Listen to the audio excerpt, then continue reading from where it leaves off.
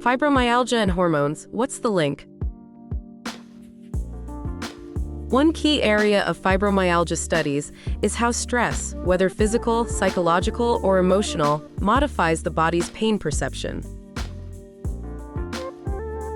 This may be linked to the sympathetic nervous system, which activates in response to stress, and the hypothalamic pituitary adrenal axis, a brain region controlling hormone release and influencing many body functions.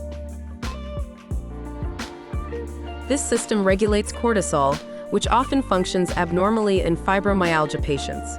Cortisol imbalances can worsen muscle pain, fatigue, and chronic anxiety.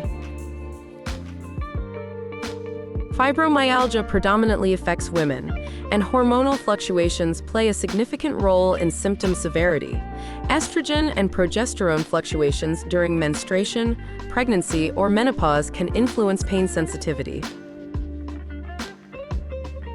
Low serotonin levels, common in fibromyalgia, are associated with increased pain sensitivity and mood disorders like depression.